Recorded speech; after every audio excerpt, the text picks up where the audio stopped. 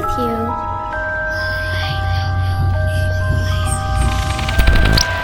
You're not afraid of the dark, are you?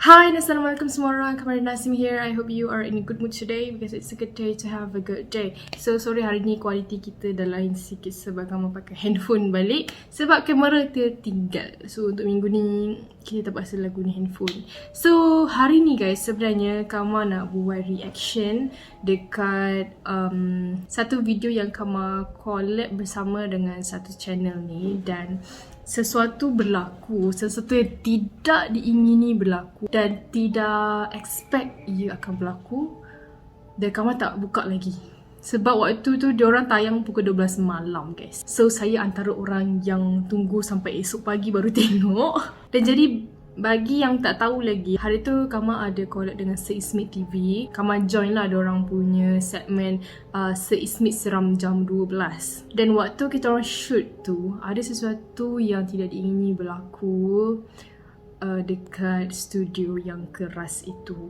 Dan waktu tu Kama tak tahu studio tu ada cerita di sebaliknya ya. Kama tak tahu lah macam mana. Mungkin teringat ke nanti waktu tengok cerita tu kan.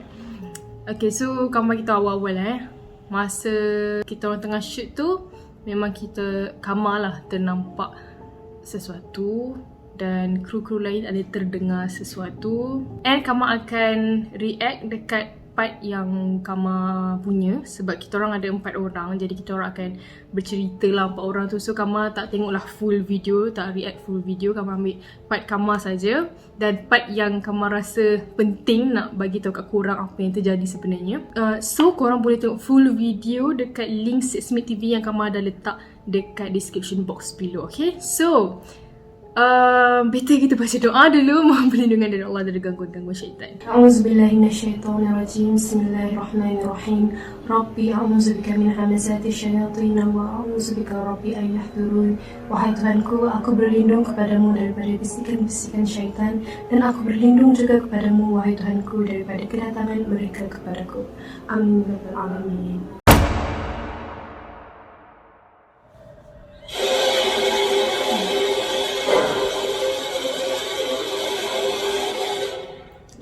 Jadi kita nak terima kasih dekat panel kita iaitu Marina Hashim. Kejap. Aku nampak gambar. Ya, saya memang gemuk. Okay, sekali. Dan juga Ash Nordin kerana sudi. Oh, ni waktu dah habis.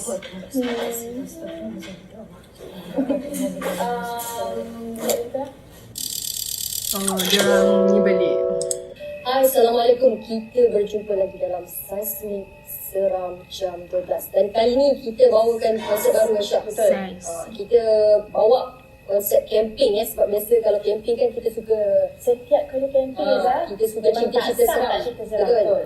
Dan kali ni Aisyah, kita bukan je betul. Kita ada Kamarina Hasim kat sini. Kamarina. Selalu cerita kat YouTube je, tapi hari ni nak cerita dekat studio kita malam ni. Kita bawa live untuk korang. Siapa yang kenal Kamarina Hashim, YouTuber, selalu cerita hantu kan.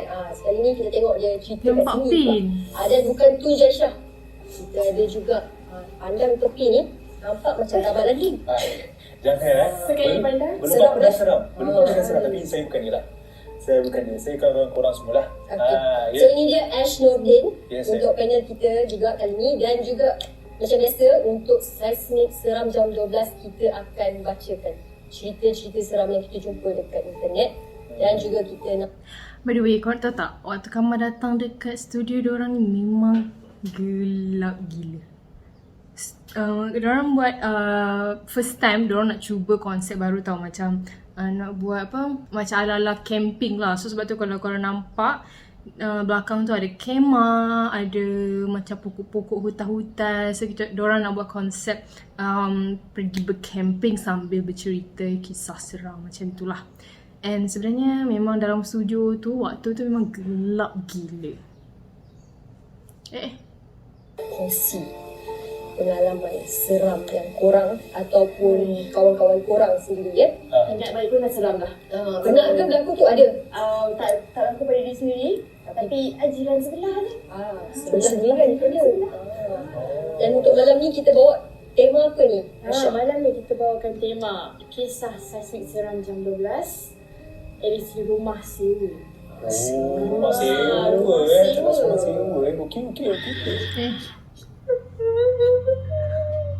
Okay, kamu lanjutkan ke tempat yang kamu nak tunjuk kat korang. Yang kamu nak tengok balik klip dia tu macam mana. Start daripada Ash ni cerita tentang kisah seram dia, guys. Kampung kita orang tu dengan cerita dia ada macam jaga atau bela lah macam tu. Okay. So time ni sebab zaman-zaman dulu kita orang selalu balik raya dekat sana jugalah. Balik raya kat sana, lepas tu kita akan tidur dekat ruang tamu. Dan macam biasa lah, ada kelambu lah apa semua kan. So ada satu malam tu, time tu dah tidur apa semua, tidur awal sebab kalau kampung lain pun tak ada sangat apa semua, nak buat apa pun tak tahulah kan. Kau perasan tadi Kak Izzah pandang belakang?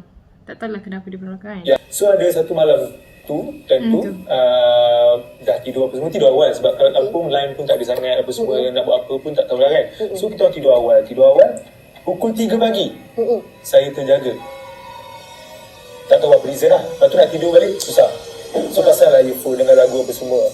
Okay, tak apa lah. Mungkin time tu mungkin nak terjaga lah kan. Lepas tu the next 2 days pun sama juga. Bangun pukul 3 pagi. Tepat pukul 3 pagi. Bukan tak ada 3-5 minit, 3-15. Tak. Pukul 3 pagi tepat bangun. Memang tersedar? Macam tiba-tiba sedar. Tak tahu kenapa aku bangun time ni kan. Sampailah kita nak balik KL. Kita orang pergi breakfast sama-sama dengan family lah. Aku pun buka cerita lah dekat family aku kan. Macam kenapa every time pukul 3 bangun apa semua kan. Lepas tu diorang my mama and my dad macam tak tahu kenapa, biasa tu kot terjaga apa kan. Lepas tu my brother, aku tak boleh lah. Korang tahu tak, sepanjang kamu tengok ni, kamu tengah perhatikan mata kamu ke kau? Sebab waktu tu sebenarnya memang pemandangan kamar dekat depan gelap gila. So kalau korang perasan mata kamar tu macam tengah, betul ke kan? Macam betul ke aku ternampak tu? Okay, sabar. Kita belum sampai situ lagi. Sebenarnya adik dengar juga, adik terbangun juga pukul 3 pagi dan dengar ada lagu-lagu lama dekat atas. Tapi tak ada orang duduk tidur atas, tak ada orang langsung lah. Kosong lah. Macam dengar lagu lama, dengar orang bercakap apa semua macam dan sebenarnya aku tak jadi adik aku macam lagi seram.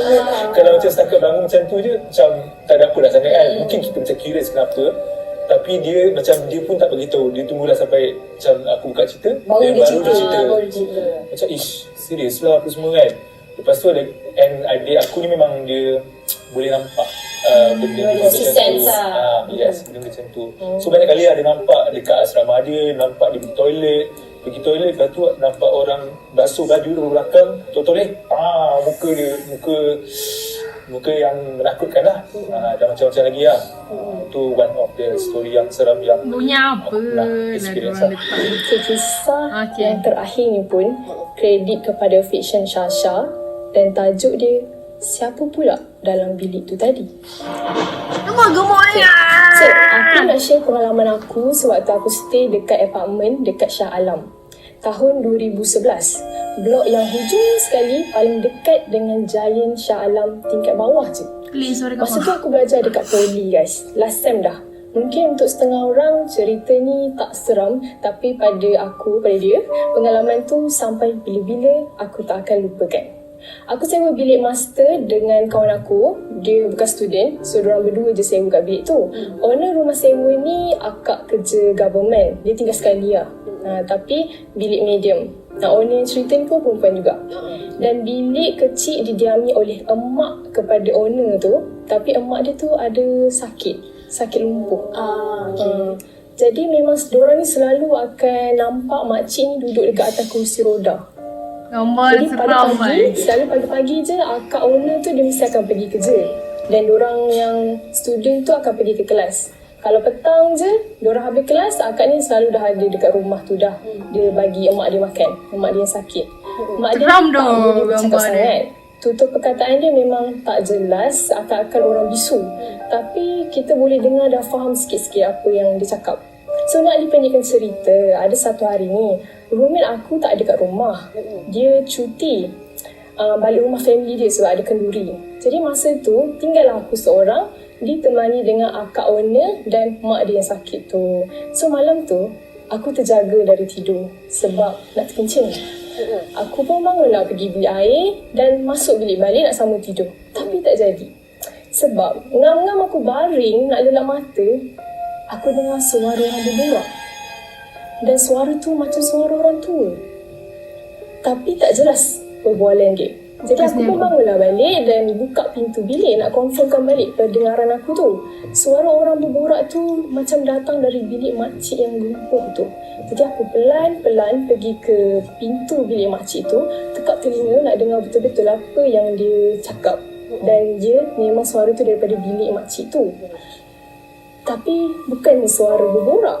Dia macam memanggil anak dia. Macam tu. Lepas tu aku ketuk-ketuk bilik owner tu. Bangun-bangun kan. Lepas tu dia tengok akak tu tengah siap-siap nak keluar. So dia pun tanya lah, akak nak keluar ke? Sebab dah malam kan? Aku cakap, kenapa ni?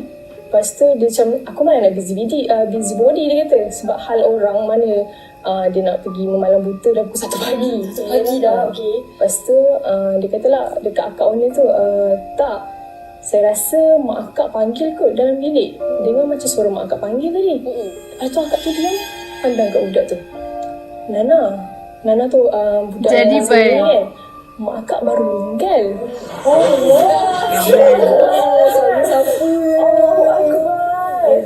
Mak akak baru meninggal tengah malam tadi dekat hospital. Hospital baru korang akak ni bagi tahu. So punya akak tu tengah siap-siap di hospital. Tak ada siapa dalam bilik tu lah. Dia tergamam aku sekejap. Tapi aku yakin aku dengar suara makcik tu. Dan esok subuhnya rumah tu dipenuhi saudara mara arwah untuk upacara pengebumian. Dan makcik tu memang meninggal tengah malam tu. Dia nampak jenazah tu kan.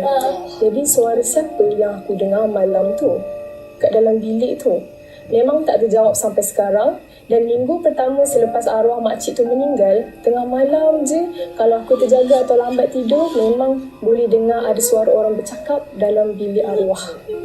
Dan roommate aku pun boleh dengar. Tapi kita orang tak pernah beritahu dekat owner tu, dekat akak tu. Selalunya kita orang pasal Yasin atau Ruqyah dan selubung dengan selimut sampai subuh. Boleh kata hampir tiap-tiap malam selama sebulan memang akan dengar bunyi dari bilik arwah tu. Bunyi katil lah, bunyi orang tua bercakap lah. Kerusi roda arwah pun still dalam bilik. Kadang-kadang kat luar bilik, owner akak tu dia tanya, siapa yang keluarkan kursi roda tu?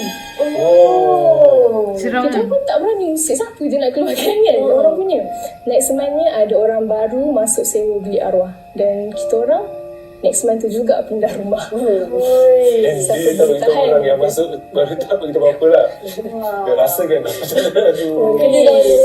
Pasal kursi roda tu memang tu scary lah. Siapa yang keluarkan kalau orang tu dah meninggal kan? Ya kan sampai situ je macam malam arwah tu kan. Tapi Kejap. Apa suara aku macam tu?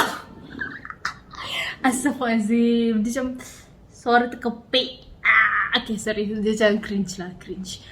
Kita sendiri dengar suara kita sendiri. Okay, by the way, itu Kama ceritakan daripada kisah seram yang diberi oleh Zack TV. Ada dia punya skrip lah kalau korang tengok, Kama tengok dekat handphone tadi kan. So selepas ni guys, Kama akan ceritakan kisah seram sendiri. Tapi bukan Kama yang alami. Kama pilih kisah seram yang dialami oleh kakak Kama. And selepas itulah kita nak tengok apakah kejadiannya. So jom. cari something kat makcik tu. Allah. Macam tu. Macam ada penjaga kan. Okay, cerita Kamal sendiri. Okay, Kamal ada juga cerita sendiri. Kalau tu tadi cerita dekat apartmen Shah Alam. Tapi kisahnya bukan Kamal sendiri yang alami lah. Kakak Kamal sendiri dan dia Mata aku tak suka tidur ya. Dekat situasi tu.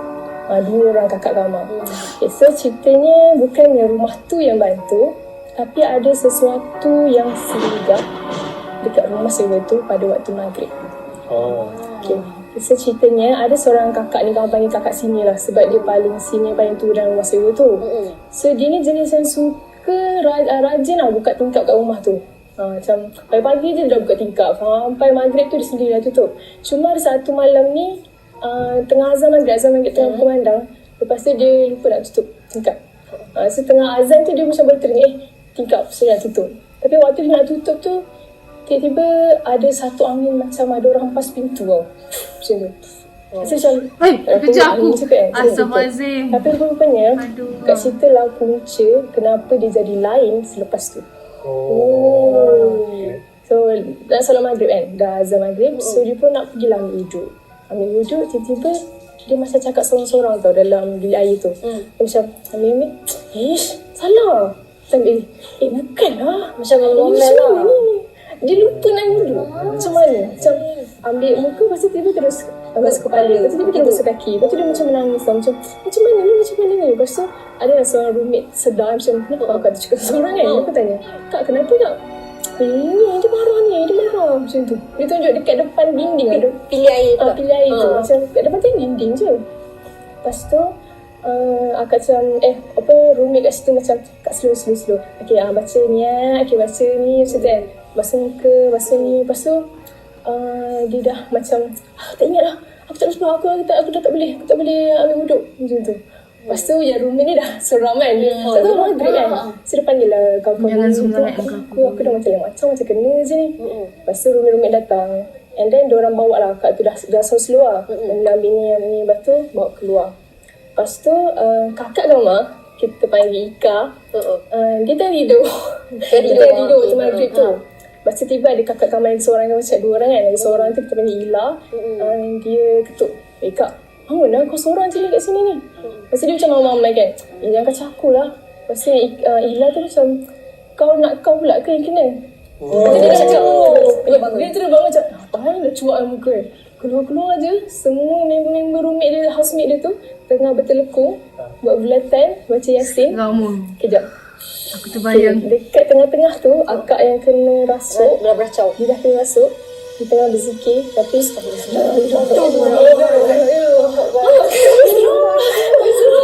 akak terlekung kan. Macam pusing macam tu tau. Pasal aku lihat, Minda kenapa macam ajaran apa kan. Semua orang bertelekung macam Yasin semua. Lepas tu dia pergi kat kakak kamar yang seorang tu macam, kenapa ni macam tu kan. Tapi kakak kamar yang Ila tu, kebetulan waktu tu dia macam baru nak berhijrah tau. So dia macam banyaklah solat baca Quran semua. So time tu dia seorang je yang betul-betul fokus baca Quran. Yang lain semua macam Yasin, pandang-pandang tu. Lepas tu tiba-tiba orang tengah baca Yasin tu, akak tengah-tengah tu dia tunduk sini ke Ila. Cakap, kau, aku benci kau macam tu. Aku tak suka kau. Lepas tu yang si Ila tu dia baca je. Yang lain semua dah macam seram semua kan. Kak, dengan Allah kak solat. Dia suruh akak solat. Akak tu macam kadang-kadang dia macam terjaga, kadang dia kena balik. Lepas tu dia bangun tau. Dia bangun nak solat. Lepas tu diorang pun macam masing-masing lah pergi kat akak tu macam, akak cuba solat kak, baca ni baca tu kan. Lepas tu dia cuba solat tau. Bismillahirrahmanirrahim. Tak boleh. Macam tu orang marahkan. Kamu tak kasih, dia marah. Dia tunjuk benda tu dekat depan sejadah tu. Lepas tu macam tak boleh. Lepas tu akak boleh kat Allah, ya Allah macam tu. Bismillahirrahmanirrahim. Sambil tu akak Ila tu dia pegang tau. Dia tunjuk macam ni. Dia nak ajar lah. Dia macam nak guide lah. Nak guide. Lepas tu alhamdulillah lancar tau baca Al-Fatihah. Lepas tu start dengar rukuk tu, tiba-tiba laju. Macam tu. Semua dah aku terbayang. Lepas tu diorang dah tak boleh handle. Sebab semua perempuan yang tu takut kan. Lepas tu nasib baiklah salah seorang daripada roommate kat situ, mak bapak dia macam berubat jugalah. Berubat. So call lah mak bapak dia. Ni member kena rasuk ni, takut ni waktu dah maghrib macam ni kan. Lepas tu mak bapak dia datang and dia berubat. Dah alhamdulillah okey. Sejak daripada tu memang mak bapak akak sini tu tak kasih duduk situ lah. Dia suruh balik rumah, duduk kat rumah je. Dah benci. Akak tu cerita lah. Dia kata masa tu kan akak tengok Ila kan, akak benci sangat dengan Ila. Lepas tu bila Ila pegang akak rasa panas. Panas sangat dia. Lepas tu dia macam tak boleh dekat. Kenapa aku pandang Kak Izzah kan. Tapi macam kat situ nak tunjuk yang siapa yang paling orang kata percaya dengan ayat-ayat Allah. Sebab tu memang begitu memang Lindung lah. Berpegang dengan ayat Quran kan. Itu dia. Wah. So macam like maghrib kena tutup tingkap. Betul lah, waktu tu cakap kan, maghrib dia jangan keluar rumah, jangan main kat luar, tutup pintu, tutup tingkap. Sebab kita tak tahu benda tu kan. Betul. masa tu Kakak Ila tengok tak muka dia masa tengah meracau tu macam mana? Kan ada muka dia muka biasa je ke? Muka biasa je, cuma dia punya tingkah laku dia. Waktu dia tulis Kama mula nampak sesuatu di studio kami tu, bukan dekat mata Kama tu tau, sebenarnya dekat depan Kama. Akak belakang yang kena rasuk tu, dia cakap juga waktu tengah solat tu sebenarnya banyak orang keliling dia macam jangan solat lah macam tu. Yang Macam halang cakap, dia solat. Macam tak boleh. Lepas tu ada juga yang macam macam waktu dia Kena tengah macam kacau-kacau. sepatutlah dia jadi macam Astaghfirullahaladzim. Tu dia macam like dia in between herself dengan ada gangguan kan. Jadi itulah dia. Itulah cerita masing-masing Kakak Ila duduk dekat office saya tu lagi kan? Dah pindah juga. Kakak Ila pula aku cakap salah. kakak Kejap aku teringat. Astaghfirullahaladzim. Tilam, orang jual tilam pula. Sekejap Kama duduk dekat lagi sekali. tu dia macam like dia in between herself dengan ada gangguan kan. Jadi itulah dia. Itulah cerita masing-masing Kakak Ila duduk dekat office saya tu lagi kan? Dah pindah juga. Kakak Ila pula aku cakap salah. Kakak Kama duduk dekat rumah sewa tu lagi. dah tak dah. Dah. Kira ini cerita dah lama lah kan? Okay, alright. Ada budak ke macam Oh, dengar. Oh, yelah aku pakai mic kan. Sekejap ya Allah, Astaghfirullahaladzim. ada budak ke? Astaghfirullahaladzim. Weh, seram gila tu time ni. Kamu macam okay, sebenarnya okay, kejap. Astaghfirullahaladzim bagi reda kejap. Dia kalau nak bercerita seram ni, korang jangan berdebar. Nanti dia jadi lain. Okay. Waktu kamu tengah cerita tu, kalau korang perasan, kamu menghadap ke Kak Izzah je. Kak Izzah tu yang pakai selendang warna apa tadi? Kakak Ila duduk dekat office saya tu lagi kan? Dah pindah juga. Kakak Ila pula aku cakap. Warna coklat. Sebab kamu tahu ada orang tengah memerhati. And it's actually budak. Okay, mula-mula kamu nampak kepala tau. Dia macam rambut. Lepas tu disebabkan dalam tu quite ramai juga sebenarnya kru. Macam ada kru dekat bahagian PC yang menjaga monitor audio, ada yang dekat bahagian kamera, dan adalah 2-3 lagi kat tepi tengah duduk kat kerusi tau. Dan kat situ memang sangat gelap. Waktu tu diorang tutup pintu ke tutup pintu ke buka pintu tak ingat lah. Tapi gelap lah. Lepas tu disebabkan kamu tak kenal pun kan kru-kru, cerah sangat pula. Disebabkan kamu tak kenal sangat pun kru-kru dekat situ, kamu tahu yang beberapa orang je lah kan. So kamu assume macam budak tu adalah one of them. Tapi cuma yang terlintas kat dalam otak kamu, kenapa dia nak duduk kat situ. Korang tahu tak kamu nampak kat mana? Dekat sebelah almari. Almari tu bukan almari yang ada pintu, dia rak, macam rak. Astaghfirullahaladzim. Belum kat lampu tak korang? Asal aku cerita. Buka lampu. Kau tengok mata kamu dah berair tau sebenarnya waktu ni. Mata aku berair je. Ni kan ada ruang. Ni kan ada ruang. Serius ni kamu tengah tahan suara nak nangis. Sebab kamu tak tahu kenapa dia macam tu perasaan kalau kita nampak benda yang orang lain tak nampak. Dia rasa nak nangis. Mungkin sebab kamu macam damn, kenapa hari ni juga, kenapa aku kena macam, kamu macam tak expect lah, macam aduh jangan sebab kamu bukanlah selalu pun nampak benda-benda tu. Kecil je. Kita nak baca dulu ke? Bismillahirrahmanirrahim. Allahu la ilaha illa huwal hayyul qayyum. Aku nak nangis dulu time ni, serius. Tengok mata kamu. Man zalabi yashau indahu illa bi'izni ya'lamu ma baina aydihim wa ma khalfahum. Dia mungkin zoom pulang ke tengah tahan nangis tu. Wasi'kursiyyus samawati wal ardi wa la ya'iduhu hifdhuhuma wa huwal 'aliyyul 'azim. Okay.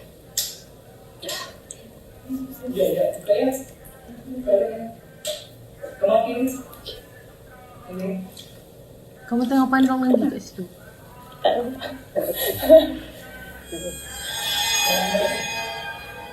Nampak tu muka aku. Okay, kita Buka. kita Closing kan?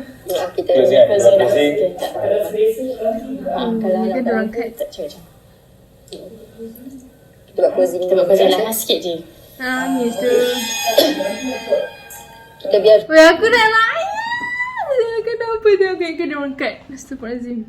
Ini kita okey tak? Buka. Buka je. Okey, kita buka je. Okey, bismillah. Right. So Yeah. itu saja kita I'm not that brave. Ya, saya selalu cerita hantu tapi saya bukanlah berani. untuk Seismik Seram jam 12 edisi Rumah Sewa. Jadi kita nak terima kasih dekat panel kita iaitu Kamarina Hashim Dan juga dan juga Ash Nordin kerana sudi ni. apa dia?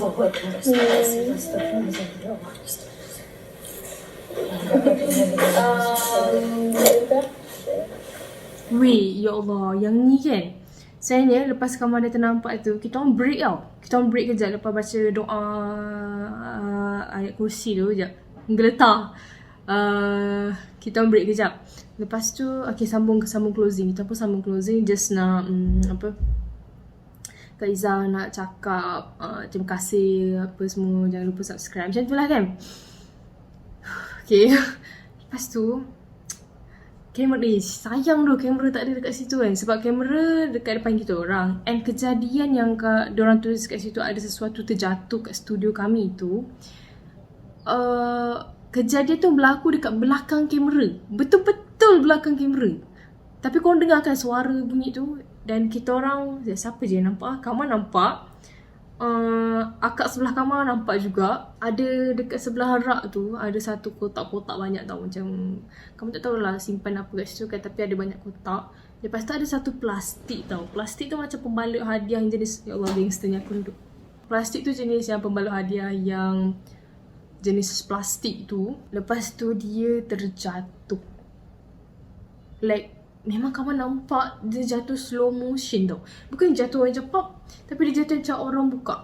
Dan dia jatuh pop pop pop. Korang dengar betul-betul tadi kan. Kat situ memang tak ada angin. Aircon pun tak ada direct dekat situ. Tapi kalau dia nak jatuh, kenapa daripada awal lagi dia tak jatuh kan? Kenapa waktu kita nak closing tu baru dia terjatuh?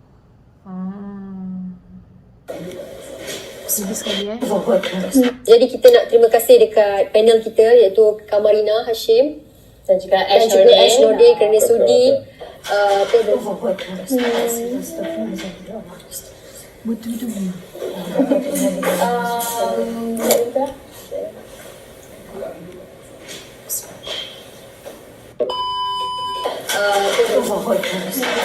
Udah ulang balik.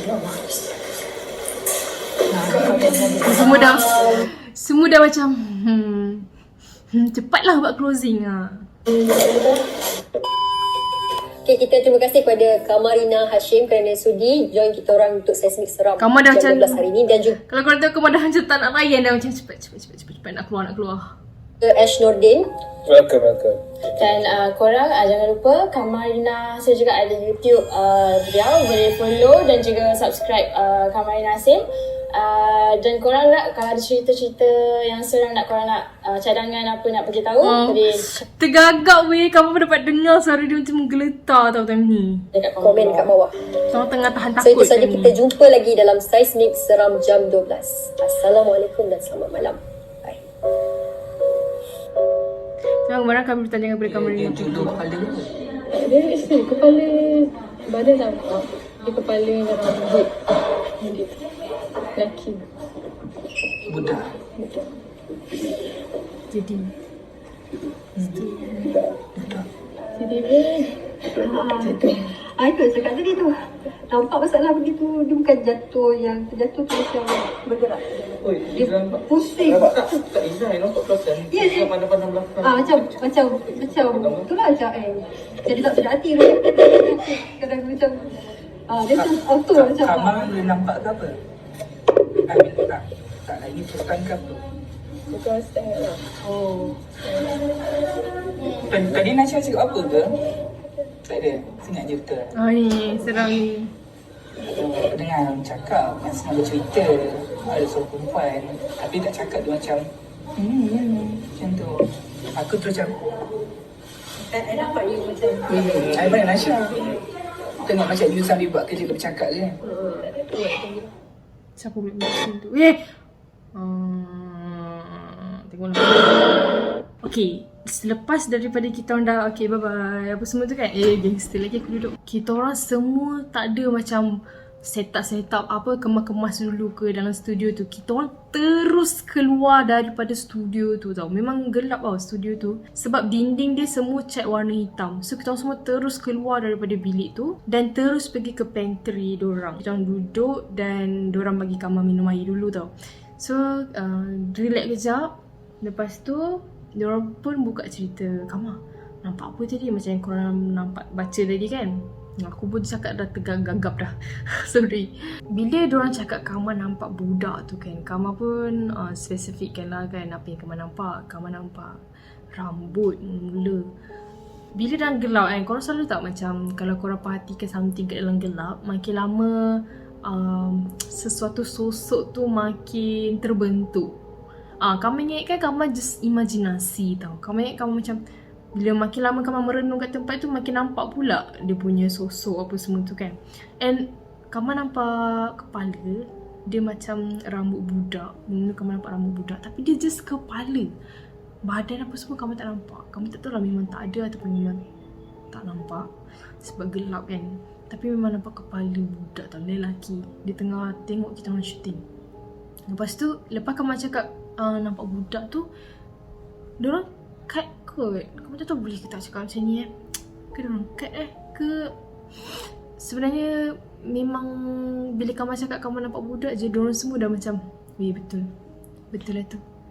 Sebab bukan Kamar seorang je yang pernah nampak budak tu. Rupa-rupanya dekat office diorang tu memang dah ramai sangat cakap nampak kelibat budak. Kadang-kadang budak macam telunjuk macam tengah menjenguk kan, tengah mengintai orang dalam bilik meeting, bilik office, studio macam tu.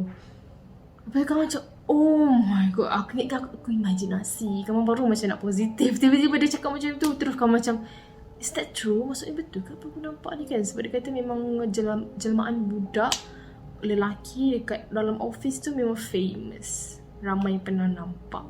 And rupa-rupanya sebelum kita orang nak pergi dekat studio tu, diorang nak buat dekat studio 1, studio yang biasa diorang shoot. Tapi tak jadi diorang pergi kat studio yang 2 ni.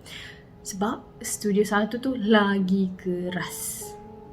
Sebelum ni diorang pernah juga shoot dekat studio 1 tu, and then ada barang terjatuh lah, macam something macam tu lah, benda-benda yang mengacau waktu diorang nak shoot segmen seram jam 12 malam. So diorang pun beralih ke studio yang lain. End up ada yang lagi seram sebab korang perasan kan Zaidi dia kata ini dah level lain macam, sebab ada yang boleh nampak pula kelibat tu waktu tengah shoot.